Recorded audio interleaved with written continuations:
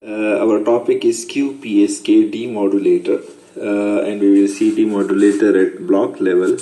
But before going to the demodulator at block level, let me give you an example from the vectors, because we will see that very similar phenomena is carried out at the demodulator. So suppose you have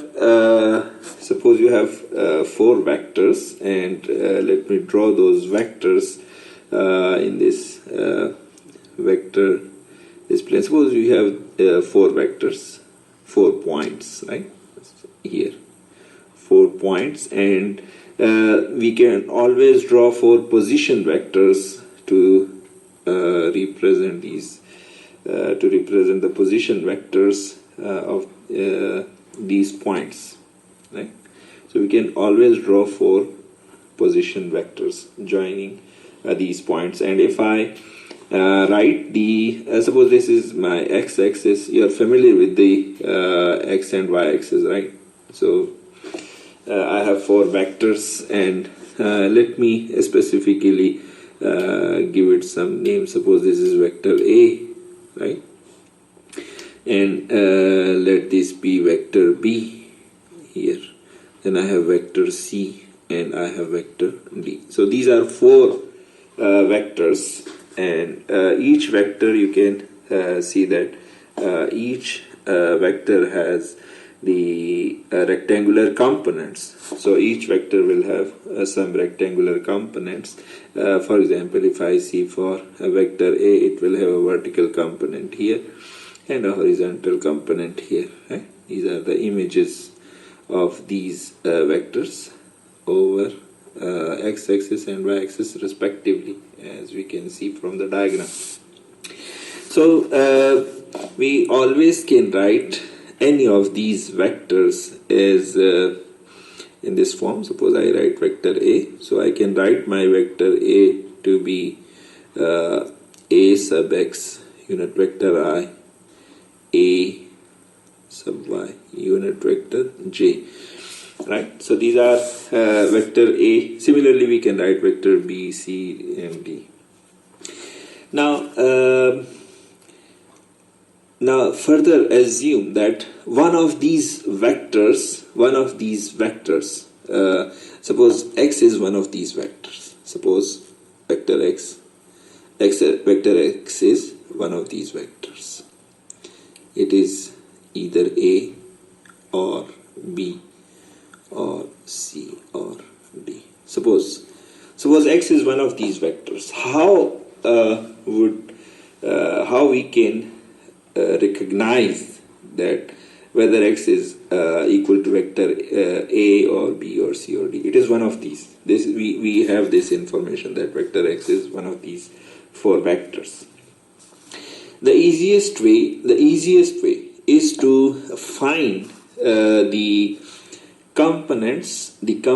rectangular components of vector x. So if we find the rectangular component of vector x, this vector x, and then we can compare it with the because each of these, if you observe over here, each of these vectors A, B, C, and D in this diagram, each of these vectors has some coordinate. For if you see vector A, so it has coordinates A sub x, A, y, right? Similarly, vector B has coordinates B sub x, and B sub x would be, if I write the coordinates for vector B, I can write it B sub x, and I know that this B sub x is negative, right? This is negative. So I specifically, if I write the B sub x, and let me write the negative sign also. With B sub x, I would write negative sign, and then it has a component B, y, right? Similarly, vector C has 2 components, and the coordinates can be written as it has a negative Cx and a negative Cy. Let me write the sign separately. So I'm writing the sign separately. Similarly for vector D, it has two components, dx which is positive and dy which is negative. It has two components. So these rectangular components are very important. Based on these rectangular components, we can identify whether the vector is similar to A or vector B or C or D. So suppose vector X has two components, and if I specifically write the components of vector X, I can say that okay, vector X has two components, which is this one and another this one. It has two components, and I don't know whether this is specifically these components are positive or negative. I don't know about the sign of these components, right? I'm just generally writing it, that okay, we can write our vector X as two components, it will have two rectangular components. Now the easiest way to find whether it is vector A or B or C or D, we can find it. We just need to find the dot product. We just need to find the dot product of these vectors. So if I find the first thing, I would like to find the dot product with I unit vector. If I find the dot product with I unit vector, definitely I would get this one, right? Only this component, which is the image of vector X over I.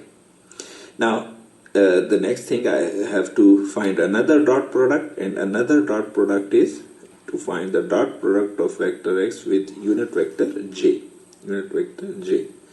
So if I find this dot product, I will get its another rectangular component, which is this one, which is the image of X over Y. Now based on these components, if both of these components, the X along X-axis and along Y-axis, if both of these are positive, see, now it's very important to note here. If this is positive, now specifically I would write, if this is positive and this is also positive, then we have only one vector which has both of these components positive, and that is vector A. If this is negative and this one is positive, then it would be vector. Then we can easily recognize that actually vector X is same as vector B. If both of these are negative, we would say that vector X is actually vector C. Because we already know that X is one of these vectors. And if this one is positive and this one is negative, so we say that okay, it is vector D. So based on this the dot product with I and the dot product with J, these two dot products, when we find these dot products and the sign of these components, we would recognize our vector X. A very similar phenomena you will see in the QPSK Demodulator. Let me recall that if you recall your QPSK Demodulator, what actually we do. Just keep this in mind that the dot product of signal is, you should know that the dot product of two signals. How do we define the dot product of two signals? Suppose you have two signals S1 of t. Suppose you have two signals S1 of t and S2 of t. So the dot product of two signal is defined as this integral. You have to find the product and integral. So this is the dot product of two signals in general. two signals when we deal with this, because now we will see the QPSK demodulator, which will demodulate our signal, which will decide whether we receive in QPSK we have 4 signal points, right? So it will decide whether we receive which point actually we received. So we will always try to find out this dot product, and based on the dot product we will decide that whether the signal is in first quadrant or second quadrant or third or fourth, right? So in a very similar way we will find out these dot products. And also keep in mind, just let me recall you just for the because we will be using this psi1 of t. You should be familiar from my previous lectures, as we saw that psi1 of t is the orthonormal basis function, and it is actually cos of omega ct. And similarly we know that psi2 of t is minus 2 over t sine of omega ct. So these two basis functions will be used, and as you know that our QPSK signal, our QPSK signal, actually the signal points for our QPSK are 4.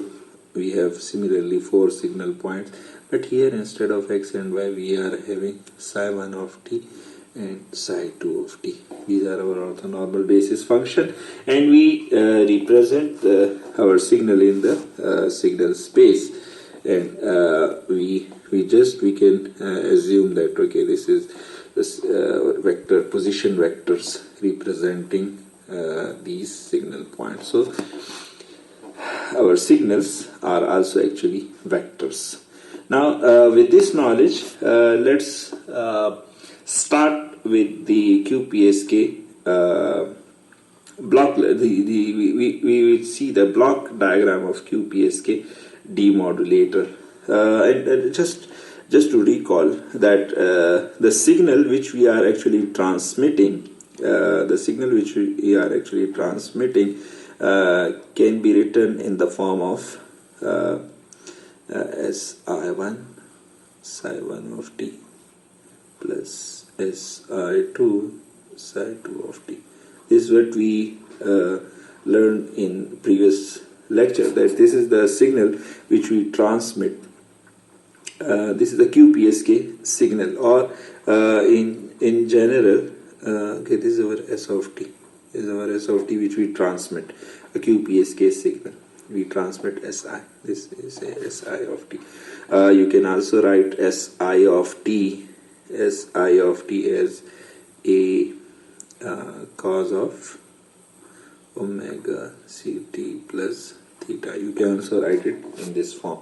We already had a very detailed discussion on these two forms, that how to write this one in this form, and in that case how to we already derived these expressions, that Si1 and Si2 are actually plus minus E02. It is one of these. So the signal points, we know these signal points for QPSK modulation. For QPSK modulation. So now today, if you recall your previous lecture and you write your from signal constellation, you write the coordinates, so you would know that these are both are E over 2 and E over 2, right? Similarly, you can write the coordinates here, which you will have a negative and a positive point here. Similarly, we have both negative, and then we have a positive and a negative point here. These coordinates, we know these coordinates, Si1 and Si2 can be expressed in this form. So well, having this knowledge, let's go to the block diagram of demodulator. So if you see the demodulator, now whatever you transmit that signal in the, assuming that the channel is ideal, just and in the absence of noise, we are going to discuss our demodulator. Later on we will discuss the effect of noise, but now for the time being we are discussing it in the absence of noise. So we are assuming that we transmit this signal, right? We transmit this signal. Now if you transmit this signal and in the absence of channel effects and noise effect, you would receive R of t, which is the same as you transmitted, which is actually psi1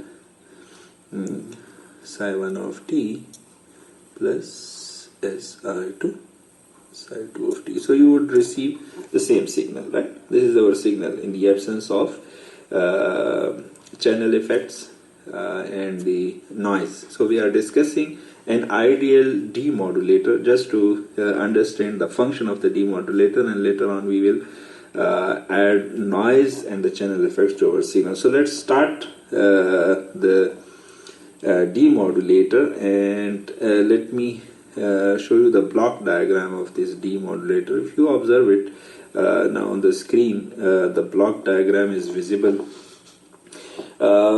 We receive our signal. You can see that we receive our signal from here, which is R of t, and now we have two branches, the upper branch and the lower branch. Let me discuss the upper branch and then we will come to the lower branch, because very similar blocks can be seen in both these branches. So the signal R of t, as you can see from here, it goes in the upper branch, and the carrier recovery has to do. We discussed this branch in the previous course, so we will just assume that the received signal, which we just saw, that it is the sum of psi1 and the scaled version of psi1 and psi2. We can extract the carrier from the received signal, and that carrier is given here. We can extract this carrier under root 2 over t cos of 2 pi f c t from R of t, right? From R of t we can extract this carrier. So without going into details of this, assuming that we know this function, that how to receive it, let's concentrate on the rest of the blocks. So we get this synchronized carrier from the received signal R of t, and what actually here the function of the multiplier is to multiply R of t with this synchronized carrier. If you observe here, this is actually your psi1 of t. So this is actually psi1 of t. As I discussed earlier, that this is psi1 of t. Now we are multiplying R of t with psi1 of t in the upper branch. So this multiplication is the multiplication of R of t with psi1 of t. So if you write your equation here, suppose this is point A. So if you write your equation at point A, you can see that your signal, let me write it here. Your signal R of t is multiplied with psi1 of t, right? So you multiply, this is the signal at point A. So this is the signal at point A. The next step is, in the next step you have an integrator. So if you observe it closely, you have an integrator, and what the integrator, the limits of the integrator is from kt up to k plus 1 in times t. So try to understand this limits. It's mentioned that this is k times capital T up to k plus 1 times t, right? And whatever is the input, that input is actually integrated. So this integrator will integrate the input. Input is a product. We know that the input to this integrator is a product. R of t and psi 1 of t. Now let me solve this product, and we will come to I am interested in finding out the output of this integrator. Suppose this is the signal at point B. So the signal at point B is R sub 1k. Right? This is the R sub 1k, the output of integrator. Now this is the output of integrator is given here in this equation. For what is k? K is actually the integer. You can say k is integer. It starts from, if it will start from 0, we can say that k is 0, 1, 2 and so on, right? So when your k is 0, this limit is from 0 to capital T, right? So for k1, the limit you are when you transmit the first symbol, your k is 0, and you integrate the symbol from 0 to t. So here you have a 0 and you have only t. This will not be there. So from 0 to t, when k, you substitute k 0. So when you transmit the first symbol, the k is 0, and your limit of integration is 0 to t, and you integrate your product, which is given in this equation. So let's start this product, and suppose we okay, let me solve this one, this product for R of t. Let's further assume that we have transmitted S1. So suppose we assume that we have transmitted S1, right? We further assume that we have transmitted S1 of t. So if you go back to the constellation diagram, your S1 of t represent 2 bits, 1 and 1.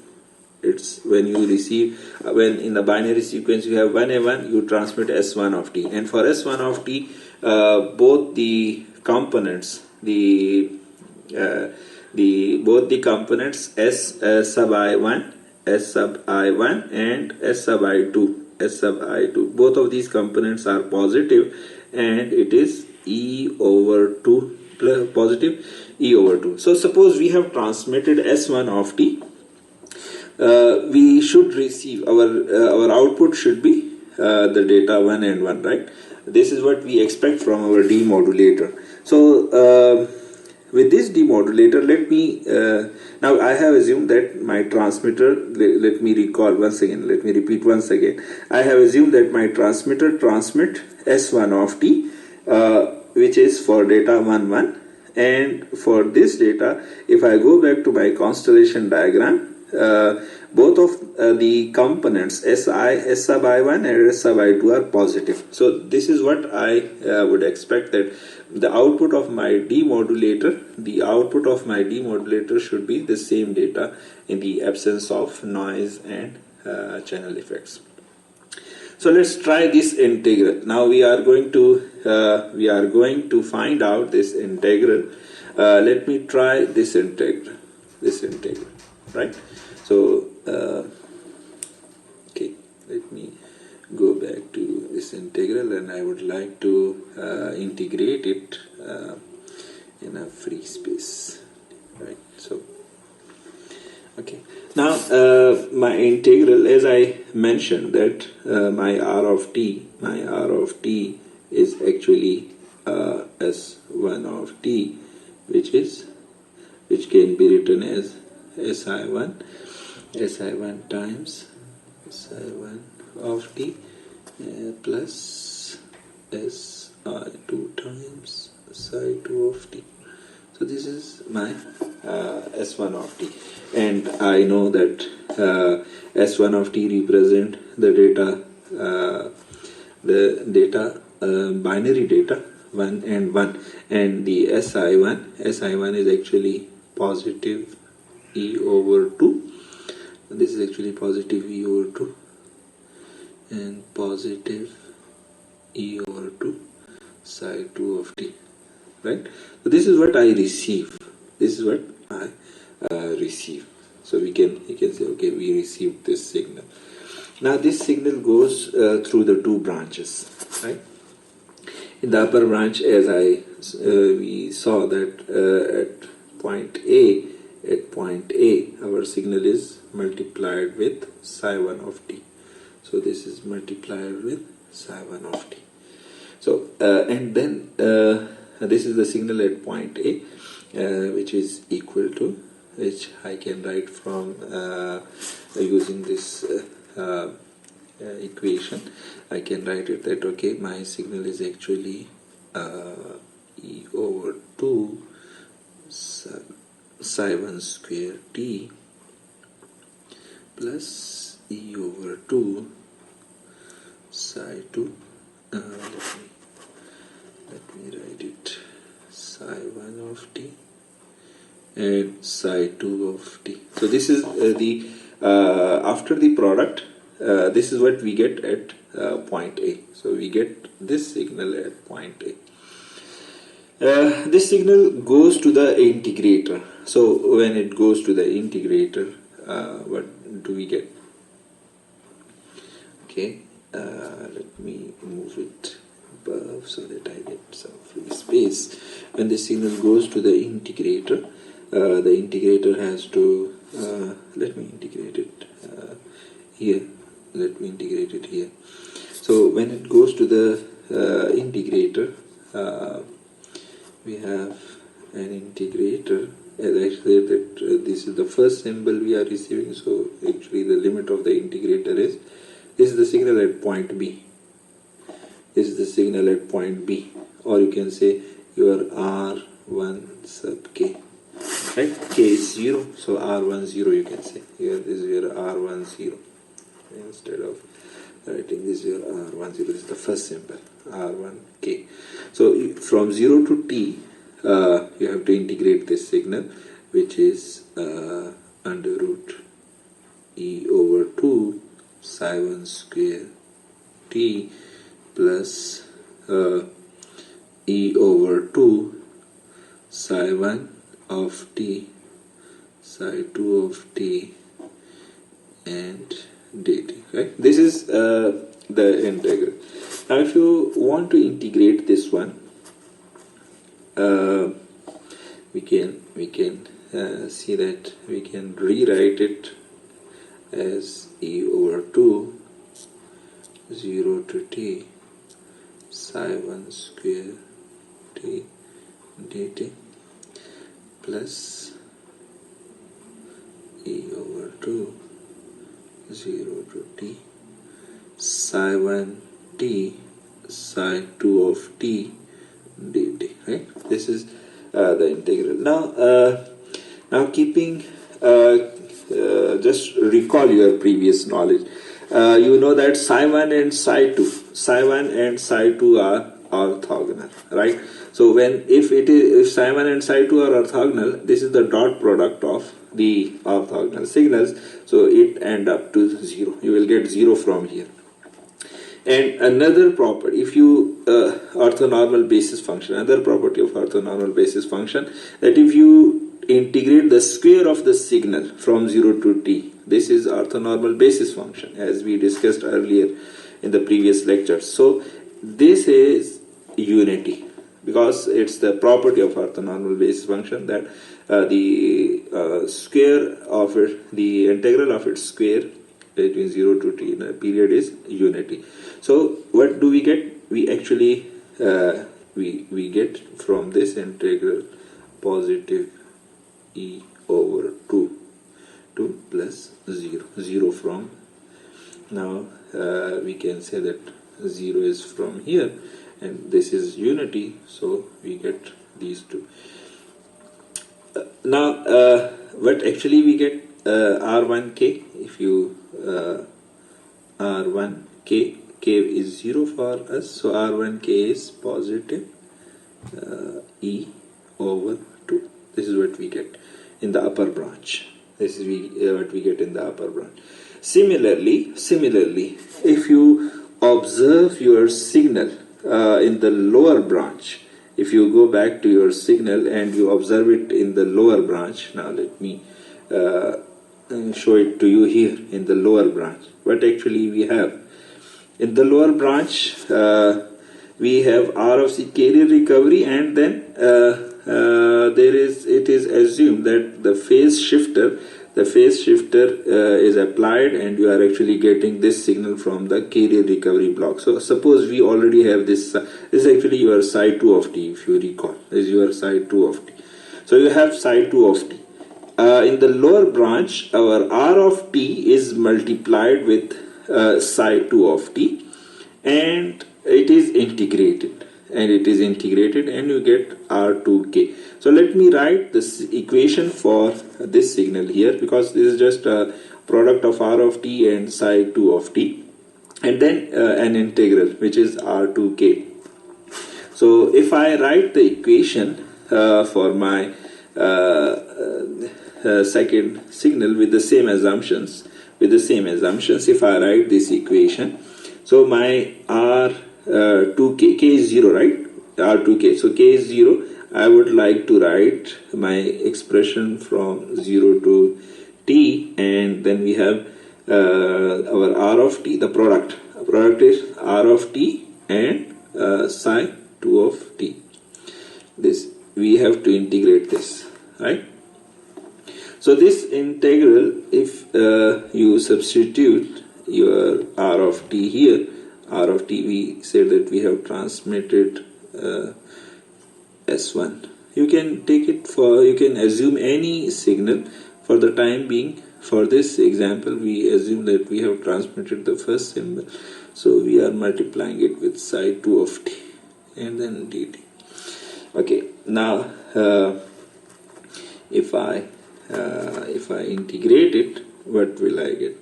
I would get Si1 0 to t psi 1 of t psi 2 of t plus this is, sorry, here we should have dt plus Si2 and 0 to t psi 2 square t dt, right? So this is what you get, which is R2 0 in the lower branch. In the lower branch, we have this signal. If you further solve it,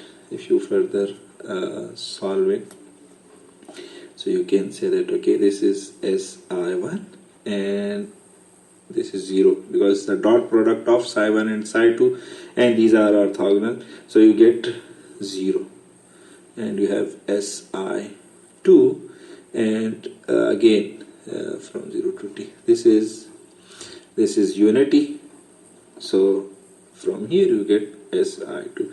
So the second component you get from the second branch, which is positive. Now you can compare. Now it's very easy to see. R10 was positive UR2, and the other component is also positive UR2. So we have verified that our demodulator actually give us both of these rectangular components for our signal. Now if you observe the signal further, if you observe your diagram, there is a threshold detector. Now if you observe the threshold detector, if you see here. Now you already know these inputs. The threshold detector say this is a symbol for signum function. Any value which is greater than 0 would be it would output 1 for that, and if the value is the input is less than 0, it would output a -1 for it, right? Similarly here, now positive E over 2, it's a positive level, so the output will be 1 here. The output of the threshold detector would be 1. Similarly, you have a positive here, positive term here, which we just calculated, and the output of the threshold detector would be 1. So both of these are 1. It means in this parallel to serial data, so we received 1 and 1. This is what we transmitted. So this is how your demodulator works at the block level. Just go through these the text, and you would definitely, I hope that nothing else is remaining in this definition. You have a carrier recovery block, you have a multiplier block, and integrator. We discussed the integrator, right? And we have a threshold detector. Okay, so this is all about this demodulator, and at the output you get your data 1 and 1 when you transmit S1 of t. Right. Similarly, you can try this one to, you just suppose that you transmit S2 of t, and you should get the data corresponding to the binary data corresponding to S2 of t, which was, I guess, 0 1, right? That's just 1 0 or 0 1, whatever it is, just you should get that data. Similarly, try it for S3 and S4 of t, and you would get the corresponding binary data. As we this data you can see from my previous videos. So try to solve this and observe whether you get the correct output for the ideal demodulator, QPSK demodulator, or not.